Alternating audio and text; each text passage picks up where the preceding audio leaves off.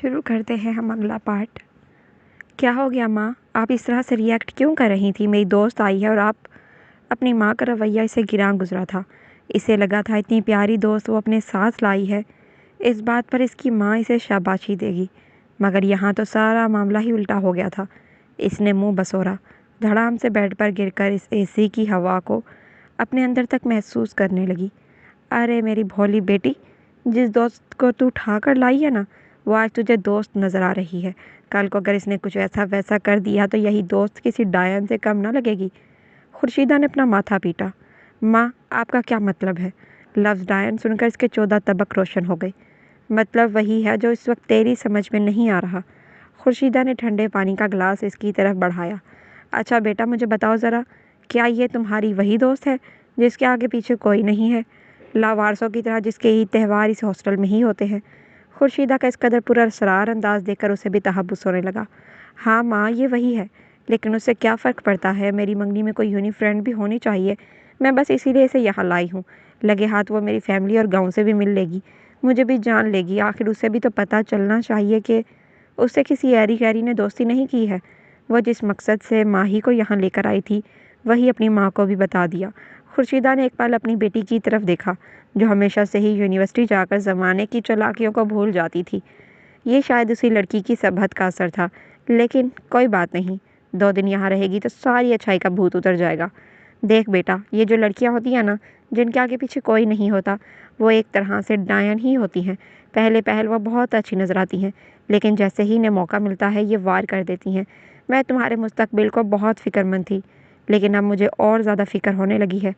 خورشیدہ کو اس کی فکر ہو رہی تھی۔ یہ آپ کیسی باتیں کر رہی ہیں ماں؟ میں ماہی کے ساتھ رہی ہوں، ویسی بالکل بھی نہیں ہے۔ زمانے کی چالاکیوں سے بہت دور ہے وہ، زیادہ کسی سے گھلتی ملتی نہیں ہے، بہت اچھی ہے وہ ماں۔ آپ ابھی اسے جانتی نہیں ہیں، جب آپ اسے جان جائیں گی تو آپ کو معلوم ہوگا وہ کتنی اچھی ہے، اور وہ کسی کی خوشیوں کو نظر لگانے والوں میں سے نہیں ہے، بلکہ وہ تو جتنا ہو سکے خود سے جڑے لوگوں کو خوش رکھنے کی کوشش کرتی ہے۔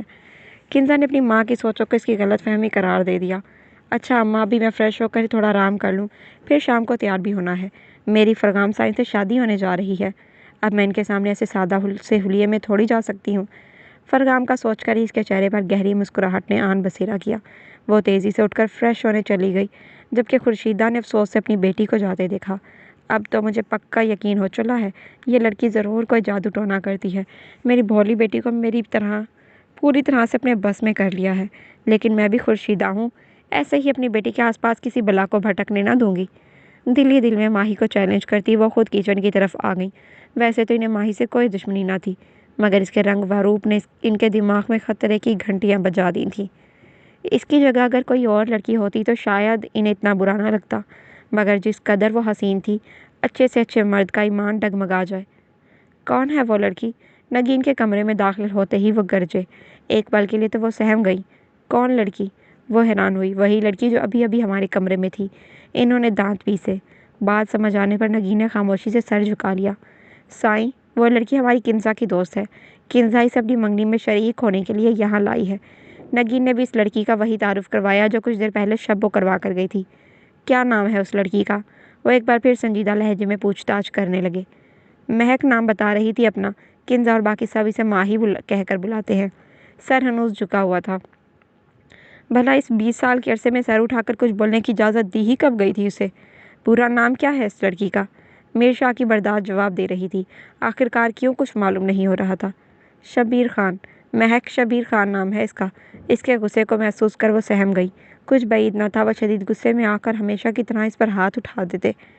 مہک شبیر ملک۔ من ہی من انہوں نے یہ نام دہرایا۔ نہ وہ اس نام کو جانتے تھے اور نہ ہی اس نام کے آگے لگے اس کے سر نیم کو۔ شاید یہ کوئی اور ہی لڑکی تھی، وہ شاید کچھ زیادہ ہی سوچ رہے تھے۔ اس کا تو شاید اس سارے حادثے سے کچھ لینا دینا نہ تھا۔ ٹھیک ہے، اب تم جاؤ، اور رات کے کھانے کا انتظام صحیح طریقے سے ہونا چاہیے۔ آج کنزا عرصے بعد ہمارے ساتھ کھانا کھائے گی اور فرغام بھی آج گھر پر ہی کھانا کھائے گا۔ جی بہتر سائیں۔ اس بات میں سر ہلا کر وہ جانے کے لیے مڑی۔ کچھ یاد آنے پر دل کیا پوچھ لے، مگر پھر یاد آیا آج تو میر شاہ کا موڈ پہلے سے ہی خراب ہے۔ اگر وہ اس طرح سوال کرے گی تو یقینی طور پر آج جھگڑا لازم ہو جاتا، جس کا سارا ذمہ دار صرف اور صرف اسے ہی سمجھا جاتا۔ اسی لیے خاموش رہنا ہی مناسب سمجھا۔ ارحام، فرغام شاہ کی ایک آواز پر بوتل کے جن کی طرح نمودار ہو گیا۔ آج سے اس نے اپنے بھائی کی جاسوسی کا ذمہ سر لے لیا تھا، اسی لیے بوتل کے جن کی طرح حاضر ہونا ضروری تھا۔ کیا ہوا بھائی، آپ کی طبیعت ٹھیک ہے؟ اپنے بھائی کا سر تا پیر معائنہ کرتے ہوئے وہ پوری طرح سے اس کی طرف متوجہ ہوا، جبکہ فرغام نے ایک بھونوے کو تھوڑا اونچا اٹھا کر اس کی اس عجیب سی حرکت کو بڑے غور سے دیکھا۔ کیا ہوا ہے چھوٹے، آپ اس طرح ریئیکٹ کیوں کر رہے ہیں؟ کس طرح ریئیکٹ؟ میں تو بالکل نارمل ہوں، وہ صاف مکر گیا۔ ٹھیک ہے، ہم ڈیرے پر جا رہے ہیں، آپ بھی کچھ دیر میں ہمیں وہیں ملے۔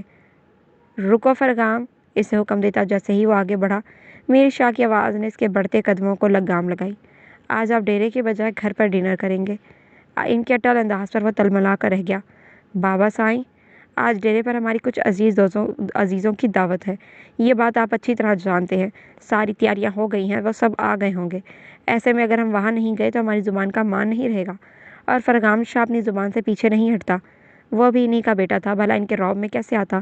ہمیں معلوم ہے آپ کی اس دعوت کے بارے میں، لیکن شاید آپ کو یہ معلوم نہیں کہ آپ کی آج کے نام پر دی گئی دعوت ہم نے کل کے دن پر منتقل کر دی ہے۔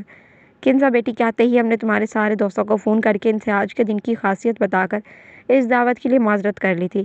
اس نئے انکشاف پر فرغام شاہ نے غصے سے مٹھیاں بھینچ لیں۔ آج کا کھانا تم ہم سب کے ساتھ کھاؤ گے، اور یہ میں آپ کو بتا نہیں رہا بلکہ حکم دے رہا ہوں۔ ایک بار پھر وہ حکم صادر کر کے جا چکے تھے۔ فرغام نے قہر برساتی نظروں سے ارحام کی طرف دیکھا۔ اگر اس بات سے اس کو علم رکھا گیا تھا تو اس بات کا بھی اسے یقین تھا، ہو نہ ہو ارحام کو اس کے سارے معاملے کا ضرور علم ہوگا، لیکن اس نے ایک بار بھی بتانا ضروری نہیں سمجھا۔ فرغام کی قہر برساتی نظریں جو مفہوم پیش کر رہی تھی، اسے سمجھتے ہی ارحام جس طرح بوتل کے جن کی طرح نمودار ہوا تھا، بالکل ویسے ہی غائب بھی ہو گیا۔ نگین جو کب سے باپ بیٹے کے درمیان سخت گفتگو خاموشی سے سن رہی تھی، فرغام کو غصے میں دیکھ کر ویسے ہی خاموشی اختیار کی اس جگہ سے ہٹ گئی۔ نئی جگہ ہونے کے باعث نیند تو کیا خاک آنی تھی، الٹا کروٹیں بدل بدل کر کمر میں درد شروع ہو گیا۔ تھک ہار کر وہ اٹھ کھڑی ہوئی۔ کنزا کیا کر رہی ہوں گی؟ ان سے جا کر ملیں کیا؟ نہیں، وہ آج ہی اپنے گھر آئی ہیں، سو رہی ہوں گی۔ اور پھر باقی سب کو بھی ان کے آنے کا کتنا انتظار تھا۔ اگر ایسے میں ہر جگہ ان کے ساتھ ہم چپکے رہے تو ہو سکتا ہے سب لوگ ہم سے چڑنے لگیں۔ بیڈ پر آلتی پالتی مار کر وہ کمرے کو نظروں سے ہی ناپنے لگی۔ پورے کمرے میں سفید رنگ و روغن کیا گیا تھا۔ کریم کلر کے دبریز پردے، اچھا فرنیچر۔ جس بیڈ پر وہ بیٹھی تھی وہ بھی ڈبل بیڈ تھا، جس پر ہلکے نیلے رنگ کی بیڈ شیٹ بچھی تھی۔ باہر بھی جھکی نظروں سے وہ جتنا محسوس کر سکی اس کے مطابق بھی یہ حویلی بہت بڑی تھی۔ ویسے میں نے سنا تھا کہ گاؤں میں گھر چھوٹے چھوٹے ہوتے ہیں، مگر کنزا بالکل ٹھیک کہہ رہی تھی، یہ حویلی نما محل ہے، اور وہ اس محل کی ہونے والی رانی۔ وہ خوشی سے چہک اٹھی، خیالوں میں ہی کنزا کو ایک شاہی چیئر پر مغرور انداز میں بیٹھے دیکھا۔ کنزا کو تو پتہ بھی نہیں ہوگا، ہم اسے رانی بننے سے پہلے ہی خیالوں میں اسے رانی بنا دیکھ چکے ہیں۔ ہم اگر یوں ہی فارغ بیٹھے رہے تو بور ہو جائیں گے، کچھ دیر باہر ٹہل لیتی ہوں۔ اپنی چادر سنبھال کر چھوٹے چھوٹے پاؤں میں سادہ سی چپل لڑس کر وہ وہاں سے باہر نکل آئی۔ آنٹی بول رہی تھی کہ میرا کمرہ کنزا کے کمرے کے برابر والا کمرہ ہے، کیا میں کنزا کو بلاؤں؟ دروازہ کھلا دیکھ کر اس نے دل ہی دل میں سوچا، اگر وہ سو رہی ہوگی تو؟ دروازے کی طرف ہاتھ بڑھایا، واپس لے لیا۔ ایک بار پھر آواز دے کر دیکھتی ہوں۔ دروازے کے قریب کھڑے ہو کر کچھ پل وہ کنفیوز ہی کھڑی رہی۔ کنزا، آپ جاگ رہی ہیں؟ دھیمی آواز میں اس نے دروازے سے باہر سے ہانک لگائی۔ ہاں ماہی، تم اندر آ جاؤ۔ پہلی آواز پر ہی جب اس نے ماہی کو اندر آنے کا بولا تو وہ حیران ہوئی، کیا اسے بھی نیند نہیں آ رہی تھی، یا پھر وہ سوئی ہی نہیں تھی؟ کنزا، آپ سوئی نہیں تھی، ہمیں لگا آپ سو رہی ہوں گی۔ وہ چھوٹے چھوٹے قدم اٹھاتی اندر داخل ہوئی۔ ایک نظر کنزا کے کمرے کی طرف دیکھا، جو اس کے کمرے سے کافی حد تک شاندار اور خوبصورت طریقے سے سجایا گیا تھا۔ واؤ کنزا، آپ کا کمرہ تو بہت خوبصورت ہے۔ ستائشی نظروں سے پورے کمرے کا جائزہ لے کر اس نے کھلے دل سے تعریف کی۔ آئینے کے سامنے کھڑی کنزا اس تعریف پر کچھ اور ہی خوش ہو گئی۔ ماہی، ابھی تم نے دیکھا ہی کیا ہے، یہ کمرہ تو کچھ بھی نہیں ہے، جب تم میرے فرغام شاہ کا کمرہ دیکھو گی تو بس دیکھتی ہی رہ جاؤ گی۔ اوہو میرے فرغام سائیں، ماہی نے جھٹ اس کے لفظوں کو کیچ کیا۔ کنزا کو کچھ پل کے لیے شرم نے آن گھیرا۔ ہاں تو ابھی میری اور ان کی شادی ہونے والی ہے تو وہ میرے فرغام سائیں ہوئے نا۔ اچھا یہ سب چھوڑو، اور بھی مجھے یہ بتاؤ کہ مجھ پر کون سا جوڑا اچھا لگے گا؟ اسے صوفے پر بٹھا کر وہ خود الماری کی طرف بڑھی۔ 1 منٹ سے بھی کم وقت میں ساری الماری میں سلیقے سے رکھے سوٹ بیڈ پر پھینک دیے۔ اب بتاؤ میں ان میں سے کون سا سوٹ پہنوں؟ آج کوئی فنکشن ہے کیا؟ اس کی اتنی ایکسائٹمنٹ دیکھ کر وہ بس یہی اخذ کر پائی۔ اوف نہیں یار، کیونکہ اب میری منگنی ہونے والی ہے تو میں فرغام سائیں کے سامنے ایسے تھوڑی جا سکتی ہوں، مجھے تھوڑا اسپیشل نظر آنا پڑے گا۔ ماہی اس کی عجیب منطق اور حیران ہوئے بغیر نہ رہ سکی۔ اس میں اسپیشل نظر آنے جیسا کیا ہے؟ میرا مطلب ابھی آپ کی منگنی نہیں ہوئی، ابھی تو سادہ حلیہ میں ہی مناسب رہے گا۔ ماہی نے اپنا نظریہ سامنے رکھا، جو کہ کنزا کو کافی حد تک ناگوار گزرا۔ یار ماہی، تمہیں سمجھ نہیں آئے گا، نہ تو تم نے محبت کی ہے اور نہ ہی تمہاری منگنی ہونے والی ہے۔ تم کیا جانو ان سارے معاملوں کو؟ سر جھٹک کر اس نے ماہی کی سوچ کو غلط ثابت کر دیا۔ ہاں، مجھے سچ میں نہیں معلوم، وہ پھیکا سے مسکرائی۔ تبھی تو بول رہی ہوں، بس تم یہ بتاؤ مجھ پر یہ اچھا لگے گا کیا؟ اچھا، یہ اور اورنج دیکھو، یہ مجھ پر اچھا لگے گا کیا؟ ایک سوٹ اٹھا کر خود سے لگاتی وہ آئینے کے سامنے کھڑی ہو گئی۔ ماہی نے بھی بڑے غور سے اس رنگ کو کنزا کے رنگ سے ملا کے دیکھا۔ نو، یہ اچھا نہیں لگے گا، کوئی اور دیکھو۔ ماہی نے اس رنگ کو ریجیکٹ کیا تو وہ جھٹ سے دوسرا رنگ اٹھا لائی، پھر دوسرا، تیسرا، پھر چوتھا۔ آخر کار انگنت سوٹ چھاننے کے بعد گلابی رنگ کا سادہ سی فراک پر آ کر ماہی نے اسے 100 میں سے 100 نمبر دیے۔ آر یو شیور ماہی، یہی ہے وہ رنگ جو مجھ پر سب سے زیادہ اچھا لگے گا؟ عجیب عجیب منہ بنا کر وہ اس سادہ سی فراک کو دیکھ رہی تھی۔ اچھا نہیں بلکہ بہت اچھا لگے گا۔ آپ اسے پہن کر ہلکا سا ٹچ اپ کر لیں گی تو غضب ڈھائیں گی۔ اگر ایسی بات ہے تو بس میں 2 منٹ میں آئی چینج کر کے۔ وہ اٹھی اور جھٹ سے واش روم میں گھس گئی۔ 2 منٹ میں چینج کیا اور تیزی سے ڈریسنگ ٹیبل کے سامنے دھرنا ڈال دیا۔ ایک نظر میک اپ کی اشیاء پر ڈالی اور پھر سب سے پہلے کریم اٹھائی۔ بیڈ کے کنارے پر ٹکی ماہی اس کی ایک حرکت کو اشتیاق سے دیکھ رہی تھی۔ کیا سبھی لڑکیاں اپنی شادی پر اتنا ہی خوش ہوتی ہیں؟ دماغ میں ایک سوال ابھرا۔ ہوتی ہی ہوں گی جب کنزا اتنا خوش ہے۔ سوال کا بھی جواب خود دماغ نے ہی اسے دے دیا۔ تو مطلب سبھی خوش ہوتے ہوں گے۔ کنزا ٹھیک بول رہی ہے، ہمیں کیا پتہ ان سب چیزوں کا؟ ہم نے تھوڑی نہ کبھی محبت کی ہے۔ وہ اپنی ہی سوچوں کے بھنور میں الجھی تھی جب کنزا کی تیز آواز کانوں سے ٹکرائی۔ کہاں کھوئی ہو؟ میں کب سے آوازیں دے رہی ہوں۔ کچھ نہیں، بس کچھ سوچ رہی تھی۔ خیر، تم جو بھی سوچ رہی تھی بعد میں سوچنا، پہلے مجھے یہ بتاؤ میں کیسی لگ رہی ہوں؟ پوری طرح تیار ہو کر وہ ماہی سے داد وصول کرنے کے چکر میں تھی۔ اس نے ایک نظر کنزا کے ہلکے ہلکے میک اپ کی طرف دیکھا۔ واؤ، آپ سچ میں پیاری لگ رہی ہیں، اس نے دل سے تعریف کی۔ سچی؟ کنزا نے جس طرح آنکھیں پٹپٹا کر یقین دہانی کروائی تھی، ماہی کے چہرے پر مسکراہٹ اور زیادہ گہری ہو گئی۔ مچی، اسی کے انداز سے مسکرائے پٹپٹا کر جواب دیا گیا تو ایک پل کے لیے کنزا کے دماغ میں اپنی ماں کی باتیں گونج گئی۔ کس قدر معصوم انداز تھا، کوئی بھی فدا ہو جائے۔ لیکن پھر یاد آیا وہ کوئی بھی نہیں بلکہ فرغام شاہ تھا، جسے وہ بچپن سے لے کر آج تک متاثر نہ کر پائی تھی۔ یہ رشتہ بھی اس کی ماں نے ماما جی کو شیشے میں اتار کر کروایا تھا۔ مجھے ڈرنے کی ضرورت نہیں ہے، اب تو بات پکی ہو گئی ہے، اب کچھ گڑبڑ نہیں ہوگی۔ خود کو تسلی دیتے ہوئے وہ بامشکل مسکرائی۔ نہ جانے کیوں ماں کی باتیں ابھی تک دماغ میں گردش کر رہی تھی۔ ایک پل کے لیے تو دماغ نے یہ سوال بھی ادھم مچا گیا تھا کہ اس نے ماہی کو اپنے ساتھ یہاں لا کر ٹھیک کیا یا غلط۔ اب آپ کو کیا ہوا کنزا؟ آگے بڑھ کر جیسے ہی ماہی نے اس کا بازو ہلایا وہ یکدم چونکی۔ کچھ بھی نہیں، منفی سوچوں کو جھٹک کر وہ ایک بار پھر مسکرائی۔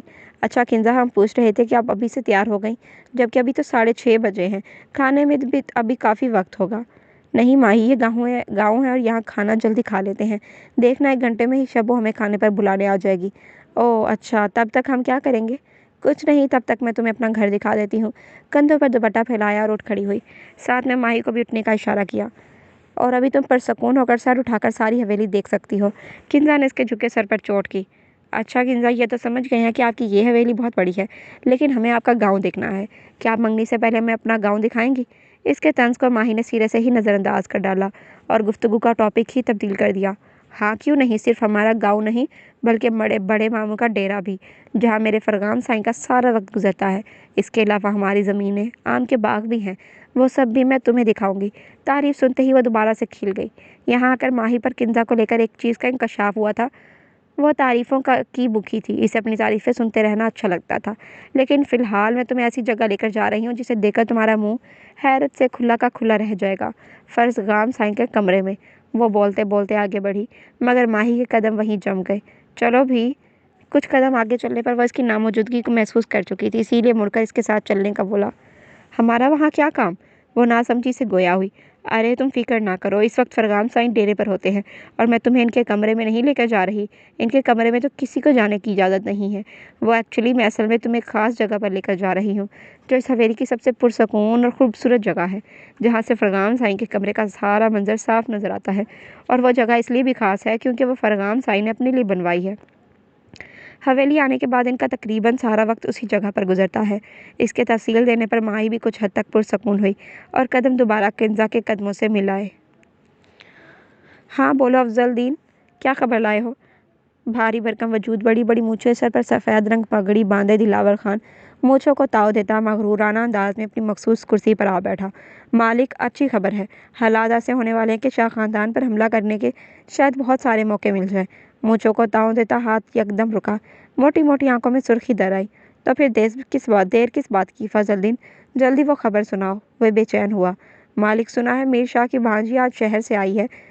तो इसमें क्या खास बात है? शहर से तो वो हर 2-3 महीने बाद आती है। वो इस बार बेकार खबर पर तिलमिला उठे। अरे मालिक, सुनने में आया है कि इस बार गाँव आने का मकसद खास है। मीर शाह इसकी शादी अपने बड़े बेटे फरगाम से करने का इरादा रखता है, और वो भी इसी हफ्ते। ये खबर वाकई काम आरामद थी। दिलावर शाह की आंखें चमक उठी। शादी मतलब फंक्शन, और फंक्शन मतलब गांव के आम आदमी को भी हवेली में जाने की इजाज़त। इसे सुनहरी मौका शायद ही इन्हें दोबारा मिले। वाह फजलू वाह, क्या खबर सुनाई है। दिल खुश कर दिया। अब उस शामिर को मालूम होगा, मीर शाह को मालूम होगा दिलावर खान आखिर चीज़ क्या है। बहुत अच्छा है अपने बेटे के कंधों पर जब बेटा ही नहीं रहेगा। तो मैं भी देखता हूँ इस मीर शाह की गर्दन कैसे अकड़ी रहती है। अब वक्त आ गया है इस इंसाफ की मूरत फरगाम शाह का इंसाफ हम करेंगे। ये देखो, किंजा इसे अपनी मतलूबा जगह पर ले ही आई। स्विमिंग पूल, शफाफ पानी से भरा एक बड़ा सा स्विमिंग पूल। माही को हैरत के साथ साथ खुशी भी हुई। जितनी हैरत इतने बड़े स्विमिंग पूल को देखकर हुई थी, उससे कहीं ज़्यादा हैरत इस आसपास का नज़ारा और हवा में तहलील खुशबू महसूस हुई थी। स्विमिंग पूल के चारों तरफ रंग बिरंगे शायद हर रंग के खुशबूदार फूल गमलों में उगाए गए थे, जिनकी हरियाली और ताजगी देखकर ऐसा लगता था जैसे इनकी बहुत ज़्यादा देखभाल की जाती हो। हर पौधे पर 3 से 4 फूल लगे थे। इन सब गमलों में ज़्यादातर गमले गुलाब और चंबेली के फूलों से भरे थे, जिनकी खुशबू ने चारों सू फैल के खूबसूरत समा बांध रखा था। इससे ज़्यादा हैरत तब हुई जब बाएं तरफ एक शीशे की दीवार नजर आई, मगर शीशे की दीवार होने के बावजूद वो दोनों ही अंदर कोई चीज़ ना देख पाई। ये क्या है किंजा? यही तो देखने वाली चीज़ है। ये सिर्फ शीशे की दीवार नहीं है, बल्कि ये फरगाम साईं के कमरे में जाने का दूसरा रास्ता है। लेकिन फरगाम साईं यहाँ भी पर्दे लगा कर रखते हैं, और इस दरवाजे को अंदर से लॉक, ताकि कोई भी इनके कमरे में ना झांक सके। इसने मुंह बसोरा। किसी को भी इनके कमरे में कदम रखने की भी इजाज़त नहीं है। आपको भी नहीं? वो हैरानगी से गोया हुई। किसी को भी नहीं? मतलब किसी को भी नहीं, यहाँ तक कि इनकी माँ को भी नहीं। इसने एक बार फिर मुंह बनाया। ये जगह सच में बहुत खूबसूरत है। एक गहरी सांस लेकर इसने ताज़ा हवा को अपने अंदर जज्ब किया। आओ, जब तक खाना लगाते हैं तब तक हम दोनों पानी में पाँव डालकर बैठते हैं। पांचों को घुटनों तक चढ़ाकर दोनों पाँव में डुबोए वो झट से स्विमिंग पूल के किनारे पर बैठ गई, जबकि वो कुछ पल खड़ी यही सोचने में मगन थी कि क्या अब इसे भी 5-6 घुटनों तक चढ़ाने होंगे। अरे कुछ नहीं होता, हम दोनों ही हैं यहाँ, इसके अलावा कोई भी नहीं। वो शायद इसकी कश्मकश को समझ गई थी। नहीं किंजा, हम ऐसे ठीक है। वैसे भी हमें पानी में रहना अच्छा नहीं लगता। मुस्कुराकर एक्सक्यूज़ कर वो एक तरफ हो गई। मैं यहाँ बैठ जाती हूँ, हम दोनों यहीं से बातें करते हैं। वो भी कंधे झुकाकर पाँव पानी में झुलाने लगी। डिस्कस्टिंग। समझ नहीं आता आखिर बाबा साईं मुझसे चाहते क्या हैं। गुस्से से तन-फन करता हुआ अपनी मखसूस पुरसुकून जगह की तरफ बढ़ा, जहाँ आकर इसका दिमाग कुछ सुकून पाता था। साईं, साईं, साईं। एक तो वो पहले से शदीद गुस्से के आलम में था, ऊपर से शब्बो इसके रास्ते में आ गई थी। कोई काम था आपको? अपने शदीद उमड़ते गुस्से को बड़ी मुश्किल से जब्त करता वो नॉर्मल अंदाज में गोया हुआ। साईं, वो मैं बोलने आई थी कि किंजा बीबी और इनकी दोस्त स्विमिंग पूल के हिस्से में गई हैं। व्हाट? वो स्विमिंग पूल की तरफ। आज शायद फरगाम शाह का दिमाग गुस्से का शिद्दत से फट जाना था। सभी जानते थे कि वो जगह इसके लिए कितनी अहमियत रखती है, और वहाँ जाने की कम से कम किंजा को इजाज़त नहीं है। लेकिन फिर भी वो लड़की उस जगह गई। साईं, अगर आप भी वहाँ मौजूद जा रहे हैं तो इनको मालकिन का ये पैगाम दे दें कि बड़े साईं ने इन्हें खाने पर बुलाया है, और साथ ही बड़े साईं ने आपका भी बुलाया है। ठीक है, आप जाएं। बिना शब्बों की तरफ देखे वो आगे बढ़ा। मन ही मन वो इसे अच्छी तरह वार्न करने का इरादा भी रखता था, लेकिन वो ये भी जानता था इसकी इतनी हिम्मत सिर्फ इसलिए बड़ी है क्योंकि बाबा साईं ने इन दोनों को एक बंधन में बांधने का ऐलान कर दिया है। मजबूत कदम उठाता वो इस हिस्से में दाखिल हुआ, लेकिन इससे पहले कि वो अपनी गरजदार आवाज़ से इन दोनों की अच्छी खबर लेता, तभी किसी की जलतरंग नुमा खिलखिलाती हंसी फरगाम शाह के कानों से टकराई। झटके से रुख मोड़कर इस आवाज़ की सिमत देखा और बस वहीं साकत रह गया। सारा गुस्सा झाग बनकर बैठ गया था। ताज़ा हवा के कई खुशगवार झोंके आकर वजूद से टकराए। क्या ये सच था? कोई ख्वाब या फिर कोई मौजा? वो यहाँ आई थी किंजा की दोस्त की हैसियत से। क्या ये कोई हसीन इत्तेफाक था? कुछ भी था, मगर फरगाम शाह के बोझे दिल की आस को एक मर्तबा फिर जगा गया। किसी की नज़रों की तपिश को महसूस कर वो चौंकी। आसपास नज़र दौड़ाने पर निगाहें उन गहरी काली आंखों से जा टकराई। लम्हे के 1000वें हिस्से में वो नजरें झुकाकर खुद के गिर चादर दुरुस्त करती उठ खड़ी हुई। यकदम इतनी खामोशी महसूस कर किंजा ने गर्दन घुमाकर पीछे की तरफ देखा, लेकिन इससे पहले भी जब नजरें फरगाम शाह से जा टकराई, वो बौखलाई। तीर की तेजी से पानी से पाँव निकाले फुर्ती से फोल्ड किए पांचों को वापस सीधा किया, दुपट्टा ठीक किया, चेहरे पर बड़ी सी मुस्कुराहट सजाई। फरगाम साईं। किंजा के मुंह से ये अल्फाज अदा होने पर इसे पता चला यही है फरगाम शाह, किंजा का होने वाला शौहर। छोटे छोटे कदम उठाती वो भी किंजा के बगल में आकर खड़ी हुई। इसके कदमों को देखकर फरगाम शाह ने भी अपने कदम इनकी तरफ बढ़ाए। साईं, आज आप घर हैं? मैंने तो सुना था कि आज आपकी डेरे पर कुछ खास दावत है। किंजा के भरपूर अनजान बनने पर इसे गुस्सा तो बहुत आया था। ऐसा दोगलापन इसे कभी नहीं पसंद था और ना ही ये इसकी शख्सियत का खासा था। लेकिन आज किंजा की बड़ी से बड़ी गलती माफ़ की जा सकती थी, क्योंकि इसकी तवस्त से वो आज इस लड़की से मिल पाया था जिसे वह ना जाने कब से तलाश कर रहा था। आप यहाँ क्या कर रही हैं? जानती हैं ना, कोई भी इस जगह पर आए ये हमें नहीं पसंद। हालात चाहे जो भी हो, वो कितना भी खुश क्यों ना हो, मगर उसने गलती की थी, सजा सही। मगर इस वक्त चाहे जो भी हो, वो कितना भी खुश क्यों ना हो, इसे समझाना ज़रूरी था ताकि दोबारा ऐसी गलती कभी ना करे। वो साईं, हम यहाँ नहीं आ रहे थे, ये तो हमारे दोस्त ने बोला कि इन्हें हवेली देखनी है, इसीलिए मैं इसे यहाँ ले आई। साफ झूठ बोलकर वह मुतमईन थी, क्योंकि माहीन के घर की मेहमान थी और शाह खानदान में मेहमानों की हर बात को मान दिया जाता है। पहले तो शायद वो उसे कुछ ना बोलता, मगर खुद को बचाने के लिए झूठ का सहारा पल में फरगाम शाह का दिमाग घूम गया। अपनी गलतियों को दूसरों के सरों पर डालने की आदत छोड़ दें। सुनसनाती सरगोशी किंजा के साथ माही को भी रवां रवां खड़ा कर गई। मैं सच बोल रही हूँ, शट अप। वो इतनी जोर से धड़क है जहाँ किंजा का पूरा वजूद लर्जा, वहीं माही का नन्हा सा दिल सहम गया। मारे डर के पूरा वजूद कप कप आने लगा। फरगाम! मीरशाह की आवाज़ पर वह दोनों चौंकी, लेकिन फरगाम को कोई फ़र्क नहीं पड़ा। ये क्या लहजा घर आए मेहमान के सामने अपनी होने वाली बीवी से बात करने का। अदब और लिहाज सब भूल चुके हैं आप। होने वाली बीवी बाबा साईं अभी हुई नहीं है। एक नज़र दोनों के झुके सर की तरफ देखकर वो मायनेखेज़ लहजे में गोया हुआ। मीरशाह ने इसके पुरस्रार लहजे को बड़ी गौर से नोटिस किया। तो क्या, अगर बीवी नहीं है तब भी बात करने का ये कौन सा अंदाज़ है? झूठों से हमें सख्त नफरत है बाबा साईं, जो कि आपकी भांजी का पसंदीदा मुश्किला है। फरगाम शाह का एक जुमला इन पर सारे फसाद की वजह जाहिर कर गया था। लेकिन वो हमेशा से ही किंजा का साथ इसलिए देते थे क्योंकि वो घर की एक ही बेटी थी जिसका बाप बचपन में ही गुजर गया था। ठीक है, आप बस 5 मिनट में खाने की टेबल पर आ जाओ। इन सबको हुक्म देते वो वहाँ से जा चुके थे। फरगाम शाह ने एक नज़र किंजा की तरफ देखा, जिसका चेहरा मारे शर्मिंदगी के सुर्ख हो गया था, जबकि इसके मुतरादिफ वो लड़की खौफ के मारे कपकपा रही थी। इसकी गैर होती हालत देखकर फरगाम शाह को यकीन हो गया कि अगर वो कुछ देर और यहाँ रुका तो ज़रूर ये लड़की बेहोश हो जाएगी। लेकिन इसका ये खौफजदा रूप फरगाम शाह को बहुत पसंद आया। पहली मुलाकात में भी वो यूं ही खौफजदा थी। किंजा कहाँ है? सब लोग खाने की टेबल पर मौजूद हो गए थे, मगर मीर शाह को जब किंजा नज़र ना आई तो इसके बारे में पूछना ज़रूरी समझा, क्योंकि आज का ये डिनर ख़ास में उसके आने की खुशी में भी था। भाई, मैं क्या बोल सकती हूँ, आज ही मेरी फूल सी बच्ची आई है घर।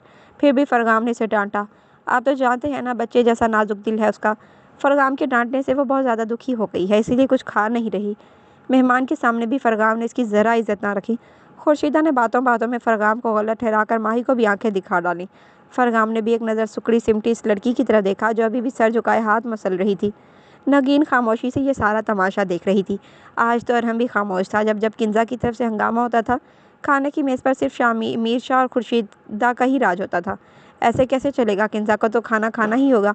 खुर्शीदा, तुम इसे बहला फिसा लाकर खाने के लिए ले आओ, तब तक हम इसका इंतज़ार करते हैं। नहीं भाई, मुझे लगता है मुझे लीज़ा का खाना कमरे में ही ले जाना चाहिए। यहाँ आएगी तो इसे अपनी बेइज्जती याद आ जाएगी। मैं अभी अकेली खा कर क्या करूँगी? शब्बो, मेरा और किंजा का खाना कमरे में ले आओ। चेयर पीछे खिसका कर वह उठ खड़ी हुई। मीर शाह ने कहर बरसाती नज़र फरगाम की तरफ देखा, जो पूरी तरह प्लेट पे झुका रुगबत से खाने में मसरूफ़ था। दिल का बोझ हल्का तो हुआ था, भूख चमक उठी। तिरछी नज़र से इस परी पेकर की तरफ देखा, जो खामोशी से सर झुकाए खाली प्लेट से ही पेट भरने का इरादा रखती थी। नज़र उठाकर नरगीन की तरफ देखा, जो इत्तफाकी तौर पर इसी की तरफ मुतवज्जा थी। आंखें से माही की खाली प्लेट की तरफ इशारा किया। फरगाम की नज़रों के ताक़ुब में देख नगीन को भी हैरत हुई। मीर शाह तो अपनी प्लेट पर ही झुके थे, मगर नगीन को माही की तरफ मुतवज्जा करने का यह इशारा अरहाम की नज़रों से छुपा ना रह सका। झटपट इसके अंदर का इंस्पेक्टर खोजी बेदार हो गया। क्या हुआ बेटा, आप खा नहीं रही? नगीन के पुकारने पर वह इनकी तरफ देखने लगी। आंखों में इल्तिजा साफ नशर थी।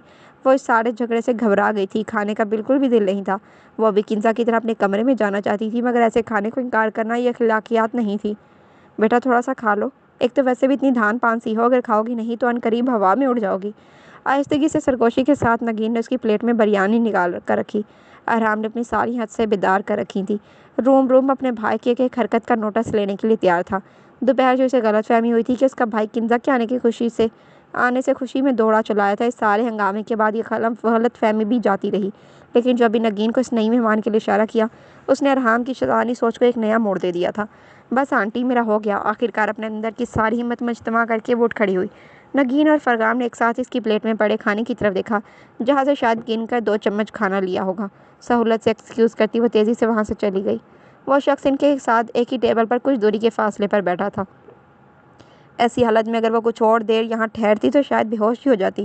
ارحام نے گہری نظروں سے اپنے بھائی کی طرف دیکھا، شاید اب کوئی اور ایکشن دیکھنے کو ملے۔ 2 سیکنڈ کے لیے فرغام شاہ کے ہاتھ میں پڑا چمچ ساکت رہا اور پھر دوبارہ سے کھانے میں مشغول ہو گیا۔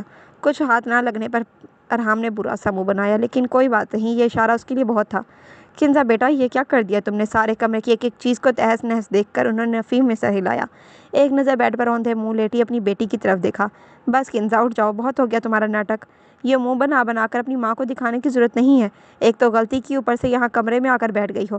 پتہ نہیں بھائی صاحب کیا سوچ رہے ہوں گے۔ غلطی؟ میں نے کیا غلطی کی ہے ماں؟ سیدھے ہو کر بیٹھتے ہی وہ پھٹ پڑی۔ کیا غلطی کی ہے؟ ارے کیا میں نے بولا تھا فرغام کی پسندیدہ جگہ پر جاؤ، اور جگہ بھی وہ جہاں کسی کو جانے کی اجازت نہیں۔ آج جو تم نے غلطی کی ہے نا کنزا، تم جانتی بھی نہیں ہو اس کا انجام کس قدر خطرناک ہو سکتا تھا۔ خورشیدہ نے اسے سخت سست سنایا۔ کیوں ماں؟ اگر میں وہاں گئی تو کون سا گناہ کر دیا؟ آخر میرے ہونے والے شوہر ہیں وہ۔ ہونے والے ہیں، ہوئے نہیں ہیں۔ یہ نہ ہو تمہاری ان حرکتوں کی وجہ سے بھائی صاحب بھی اس رشتے کو انکار کر دیں۔ کتنی مشکلوں سے میں نے شیشے میں اتارا ہے۔ اب اگر کچھ بھی گڑبڑ ہوئی تو اس کی ذمہ دار تم خود ہوگی۔ ایک بار پھر انہوں نے کنزا کو لتاڑا۔ کچھ بھی کہہ لو ماں، انہیں مجھ سے ایسے بات نہیں کرنی چاہیے تھی۔ وہ ابھی بھی وہی راگ الاپ رہی تھی۔ بھلا وہ کیسے ماہی کے سامنے اپنی بے عزتی برداشت کر سکتی تھی؟ کتنے وقت سے وہ ماہی کو ہر چیز میں پرفیکٹ اور سب سے اعلیٰ دیکھ دیکھ کر تھک گئی تھی۔ تبھی جب اس کا اور فرغام صاحب کا رشتہ پکا ہونے لگا تو وہ اسے بھی اپنے ساتھ لے آئی تاکہ وہ بھی خود کو ثابت کر سکے کہ وہ کوئی عام انسان نہیں ہے، بلکہ فرغام شاہ کی ہونے والی بیوی ہے، جو اپنی مثال آپ ہے۔ ان کی شادی کے بعد اس کا درجہ کس قدر بلند ہو جاتا، سارے گاؤں کی وہ بڑی سرکار بن جاتی۔ ہمیشہ وہی اس سے امپریس ہوتی آئی تھی۔ آج جب ماہی کو امپریس کرنے کا موقع ملا تھا تو سائی نے سب ستیہ ناش کر دیا تھا۔ اب صبح جا کر ماہی کے سامنے کچھ تو ایسا گھڑنا پڑے گا نا جس سے اس کا ڈاؤن امپریشن واپس اوپر چلا جائے۔ یہ سب کیا تھا؟ کنزا تو اپنی منگیتر کی کتنی تعریفیں کر رہی تھی، مگر وہ تو کس قدر غصے والے ہیں۔ کنزا پر بھی کتنا غصہ کرتے ہیں۔ یہ تو بالکل بھی اچھے آدمی نہیں ہیں۔ کہتے ہیں کہ first impression is the last impression, اور آج فرغام شاہ کو لے کر بھی ایسا ہی ہوا تھا۔ اس کا غصیلا روپ ماہی کے دماغ سے جانے کا نام نہیں لے رہا تھا۔ بار بار اس کے غصے سے لال آنکھیں اور سخت لہجہ سنائی دیتا تو وہ پورے دل و جان سے کانپ جاتی۔ ہم کنزا کے لیے دعا کریں گے، ان کے اچھے نصیبوں کے لیے۔ یہ کیا، وہ خود کتنی اچھی ہیں، اور یہ فرغام شاہ کتنا برا اور کتنا روڈ ہے۔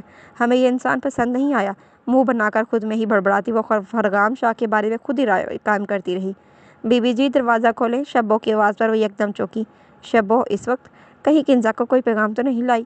یہی سوچ آتے ہی وہ تیزی سے اٹھی اور دروازہ کھول دیا۔ سامنے ہی شبو ہاتھ میں کھانے کی ٹرے لیے اپنے دانتوں کی نمائش کر رہی تھی۔ شبو جی، ہم نے کھانا کھا لیا ہے، اب ہمیں اور کھانے کی طلب نہیں ہے۔ ہائے ہائے بی بی جی، کیا آج مجھے دل کا دورہ پڑوا کر مروانا چاہتی ہیں؟ نہ نہیں، ایسا تو نہیں۔ یہ آپ کیسی باتیں کر رہی ہیں؟ ہم آپ کو نہیں مروانا چاہتے۔ مروانے کے نام سے اس کا دل دہل گیا۔ اوہو بی بی جی، میرا مطلب تھا، میرا نام صرف شبو ہے، شبو جی نہیں۔ یہاں لفظ جی صرف بڑے بڑے لوگوں اور سائیں جی کے نام سے آگے لگایا جاتا ہے، اور ہم ٹھہرے چھوٹے لوگ، ہمیں تو کوئی صحیح نام سے بھی بلا لے، ہمارے لیے تو یہی بڑی بات ہے۔ وہ کچھ افسردہ ہوئی، شاید کچھ پل کے لیے احساس کمتری غالب آ گیا تھا۔ اچھا شبو، ہمیں بتائیں آپ کا پورا نام کیا ہے؟ ہم آپ کو آپ کے پورے نام سے بلائیں گے۔ سچ بی بی جی؟ وہ اشتیاق سے یکدم مڑی۔ ہاں بالکل سچ، جب تک ہم یہاں رہیں گے ہم آپ کو آپ کے پورے نام سے ہی بلائیں گے، یہ ہمارا وعدہ ہے۔ شگفتہ؟ میرا نام شگفتہ ہے بی بی جی، میری ماں نے بہت پیار سے میرا یہ نام رکھا تھا۔ ارے واہ، ہماری شگفتہ کا نام تو بہت پیارا ہے، بالکل اسی کی طرح۔ ماہی نے کھلے دل سے تعریف کی۔ بس بی بی جی، آج کے لیے اتنا ہی کافی ہے۔ اگر میں تھوڑی دیر اور یہاں رکی تو خوشی اور موٹی ہو جاؤں گی، پھر میرا آپ کی طرح دبلی پتلی ہونے کا خواب ہی رہ جائے گا۔ اسے نئی فکر لاحق دیکھ کر ماہی کو ہنسی آئی۔ شبو کی باتوں میں لگ کر کچھ دیر کے لیے اس کا دماغ پرسکون ہو گیا تھا۔ اچھا شبو، جاتے جاتے یہ کھانا لیتی جاؤ، ہمیں سچ میں بالکل بھوک نہیں ہے۔ نہیں بی بی جی، میں یہ کھانا نہیں لے کر جا سکتی، آپ کو یہ کھانا ہی ہوگا۔ اب وہ اسے کیا بتاتی کہ آخر یہ کھانا کس نے بھجوایا ہے، لیکن شگفتہ ہم یہ نہیں کھا۔ اس کی بات منہ میں ہی رہ گئی تھی کیونکہ شبو بنا کچھ سنے جا چکی تھی۔ اوف، اب ہم کھانے کا کیا کریں؟ ایسے تو کھانے کا ضیاع اور بہترامی ہوگی۔ ایک کام کرتے ہیں، ہم اس کو واپس کچن میں ہی رکھاتے ہیں۔ ٹرے اٹھا کر اب اس نے پوری طرح ایک قدم بھی دروازے کی طرف نہیں بڑھایا تھا کہ نظر کے دروازے کے بیچوں بیچ پوری شان سے برجمان فرغام شاہ پہ پڑی۔ जो गहरी नज़रों से इसे ही देख रहा था। माही को एक बार फिर खौफ ने आन घेरा। कानों के आसपास एक बार फिर लफ्ज़ शट अप गूंजा। पूरा वजूद कँप आ गया। ट्रे पर हाथों की गिरफ्त ढीली हुई, लेकिन पूरा खाना ज़मीन बोस होने से पहले ही फरगाम ने आगे बढ़कर ट्रे को अपने हाथों में ले लिया। फरगाम शाह की उंगलियां जब इसकी मखरूती उंगलियों से मिस हुई तो वह घबरा कर एकदम पीछे हटी, जैसे कोई करंट लग गया हो। खाने की ट्रे दोबारा टेबल पर रखकर वो खुद एक तरफ रखे सोफे पर बराजमान हो गई। बैठ जाएं आप भी। इसे मुसलसल खड़े देखकर आखिरकार फरगाम को इसे बैठने का बोलना ही पड़ा। आप यहाँ क्यों आए हैं? खाना खा लें। एक सेकेंड। बिना इसकी बात का कोई जवाब दिए अपना हुक्म सादिर किया। हमें भूख नहीं। सर हनूस झुका हुआ था और फरगाम शाह को इनकार सुनने की आदत नहीं है। दू बदू जवाब आया था। हमें सच में, जब तक आप खाना नहीं खाएंगे हम आपके कमरे से नहीं जाएंगे। इसकी बात काट कर एक बार फिर अपने जिद को मुकद्दम रखा। धमकी इतनी पावरफुल थी कि चारों न चार इसे खामोशी इख्तियार करके इसकी ज़िद के आगे सर झुकाना पड़ा। अगर वो कुछ देर और यहाँ रहता तो कुछ बैद न था कि वो बेहोश हो जाती। तभी आंखें ज़ोर से बंद करके टेबल के सामने रखी चेयर खिसका कर बैठ गई। तेज़ी से छोटे बड़े निवाले तोड़कर हलक में ठूसने शुरू किए। आंखें आंसुओं से लबरेज हो गई, माना कि वो अपनी ज़िंदगी के हर कदम पर खुद को बेबस महसूस करती थी। लेकिन आज जिस कदर बेबसी का एहसास हो रहा था, इसे अपने यहाँ आने के फैसले पर अफसोस होने लगा। फरगाम शाह बगौर इसकी तेज़ी को नोट कर रहा था।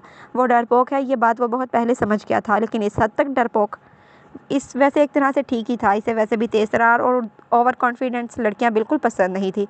हमने भर लिया पेट। अपनी इस्तात के मुताबिक खाना खाकर इसने अपने हाथ खड़े कर लिए। नाम क्या है आपका? एक और अज़ाबे जान सवाल। इसे तो लगा था अगर वो खाना खा लेगी तो वो चला जाएगा, मगर वो तो आज शायद इसकी जान लेने के इरादे से यहाँ आया था। हमारा नाम माही है। चंद माही। ये नाम सुनते ही फरगाम के जहन में एक नया नाम उभरा। मंगनी हो गई? इस बार सवाल और हालात और तवक्कात के बरक्स था। वो ये तो यही सोचकर इन सवालों के जवाब दे रही थी कि शायद वो बगैर इत्तला के इस घर में आई है, इसी वजह से वो ये सवाल पर जवाब कर रहे हैं। लेकिन वो इंसान तो पर्सनल सवाल करने लगा था। हम आपको इस बारे में कुछ बताने के पाबंद नहीं हैं। बड़ी मुश्किल से सख्त लहजा अपनाकर खुद को मजबूत जाहिर करने की कोशिश की, मगर सामने कोई आमताम इंसान नहीं था, बल्कि फरगाम शाह था, जो अच्छे तरीके से जानता था कि ये लड़की किस हद तक बहादुर है। दोबारा मुझे इनकार मत करना, सख्त वार्न करता लहजा। सारी हिम्मत मुजतमा की गई, पल भर में भांप गई, मगर एक बार फिर इनकार करना चाहा। दिल शिद्दत से चीख रहा था, बोल दे इस इंसान को, इसे कोई हक हासिल नहीं है इसकी पर्सनल ज़िंदगी के बारे में कोई भी सवाल करने का। वो यहाँ मेहमान बनकर आई है, तो इसका ये मतलब बिल्कुल भी नहीं कि वो किसी के भी अजीबोगरीब सवालों के जवाब देगी। हमने कुछ पूछा है, पहले आप इसका जवाब दें हमें। मुराकबे में आप हमारे जाने के बाद भी जा सकती हैं। सख्त लहजा बुलंद आवाज़ के साथ जब दोबारा सवाल किया गया तो वह घबरा गई। झट से दरवाजे की सिमत देखा। मुबादा इसकी तेज़ आवाज़ सुनकर कोई आ गया तो न जाने कितने अफसाने बने। नहीं, हमारा कोई मंगेतर नहीं है। किसी से प्यार करती हैं? नहीं। जिस तेज़ी से सवाल किया गया उसी तेज़ी से एक लफ्ज़ी जवाब आया। मम्मा पापा कहाँ हैं? अल्लाह जी के पास। और बस यही सवाल था जिसके जवाब पर इसके सब्र का पैमाना लफ्ज़ रेज़ हो गया और फरगाम शाह के सामने ही फूट फूट कर रोक दी। Okay, cool down. हम बस यही बताने आए थे कि सुबह आप तैयार रहिएगा। आप और किंजा को घुमाने हम अपने डेरे और ज़मीनों पर ले जा रहे हैं। तैयार रहिएगा। इत्मीनान से बोलकर उसका रहा सा सुकून भी गारत कर गया। वो हैरत ज़दा सी अपना रोना भूलकर सख्ते की हालत में आ गई। क्या वो बस इतनी सी खबर सुनाने के लिए इतना जलील कर रहा था? वो छोटे छोटे कदम उठाता दरवाजे की सिमत बढ़ा। जब इसे यकीन हो गया कि वो रोना भूल चुकी है, तब वो लंबे लंबे डग भरता अपने कमरे की जानिब बढ़ गया। मेरी बच्ची के साथ बहुत बुरा हुआ है। दिलावर शाह के पास हमें इंसाफ नहीं मिलेगा। हमें किसी ने बताया कि तुम हमारी मदद कर सकते हो। बूढ़ा आदमी लरसते वजूद के कपकपाते हाथ जोड़े शायद इस वक्त बेबसी की इंतहा पर था।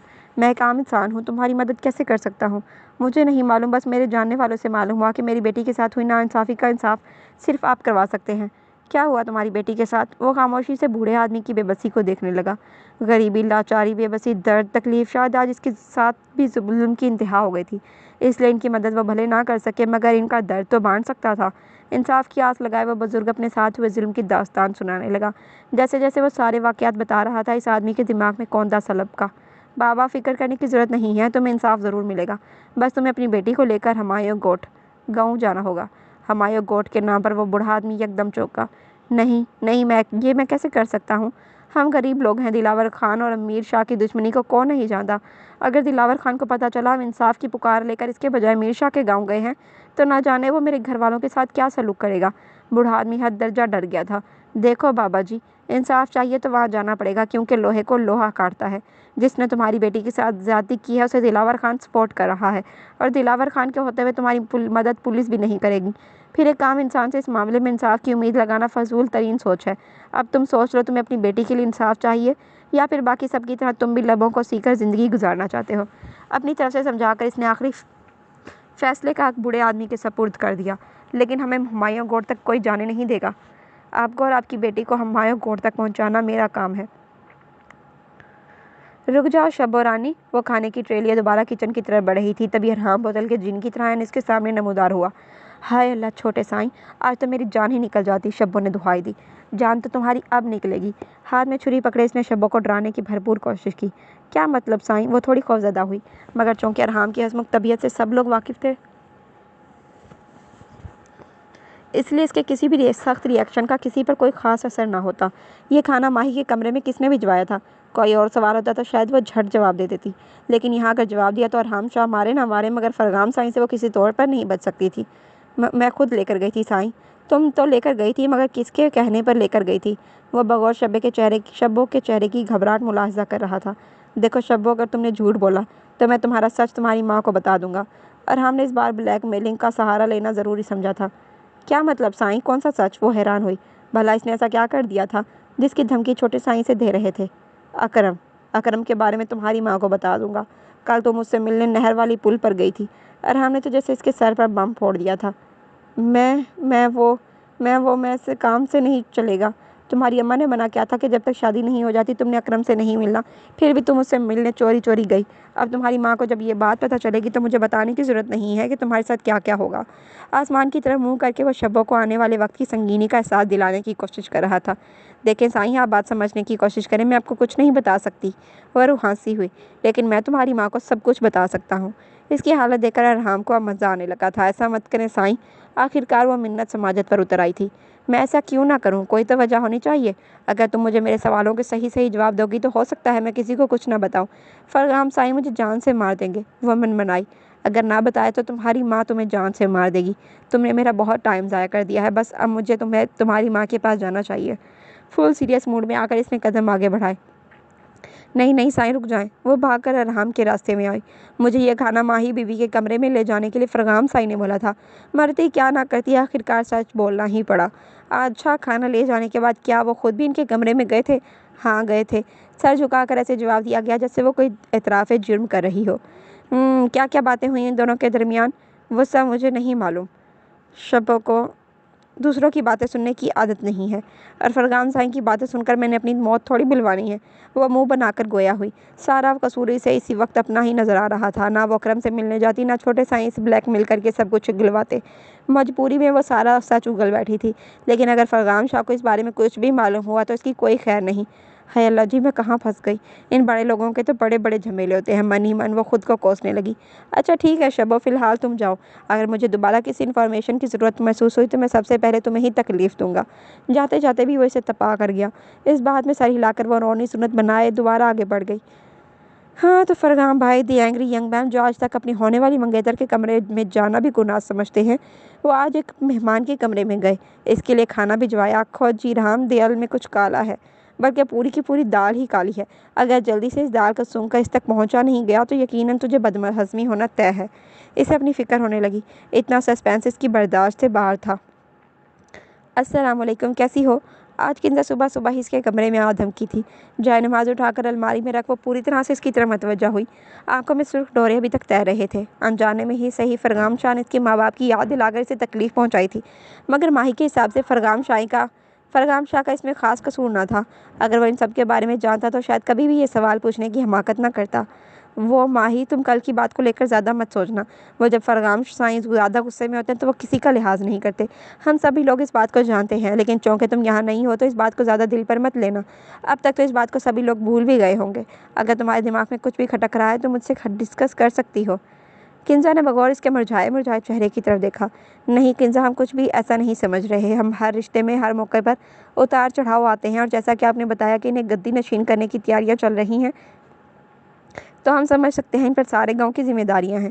وہ دھیما سا مسکرائے تو کنزا نے بھی سکھ کا سانس لیا۔ شکر ہے اس نے کچھ ایسا ویسا نہیں سمجھا، ورنہ ساری عزت کا کچرا ہو جاتا۔ اچھا چلو، آج ہم ناشتے کے بعد ڈیرے اور زمینوں پر گھومنے جا رہے ہیں۔ وہ شدت سے چہکی تو ماہی بس مسکرا پائی۔ دل نے شدت سے کل رات والی بات پر شکوہ کرنا چاہا۔ آخر اسے کیا ضرورت تھی اتنی چھوٹی سی بات کا پیغام فرغام شاہ کے ہاتھوں بھجوانے کی؟ وہ خود بھی تو آ کر یہ سب بتا سکتی تھی، لیکن اس کے چہرے کی اتنی خوشی دیکھ کر وہ کچھ بھی نہ بول پائی۔ اس کے حساب سے ڈیرے پر جانے کا پیغام کنزا نے فرغام شاہ کے ہاتھوں بھجوایا تھا۔ جی بی بی جی، بڑے سائی نے آپ دونوں کو ناشتے پر بلایا ہے۔ شبو نے کمرے سے باہر سے ہی ہانک لگائی۔ چلو ماہی، پہلے ہم ناشتہ کر لیتے ہیں، اس کے بعد آج ہم گاؤں کی سیر کرنے بھی جائیں گے۔ وہ مسکرا کر اسے بھی آنے کا بول کر باہر کی طرف بڑھ گئی۔ ماہی پیچھے پیچھے بے دلی سے اس کے قدموں سے قدم ملانے کی ناکام کوشش کرنے لگی۔ دل ہر چیز سے چاٹ ہو گیا تھا۔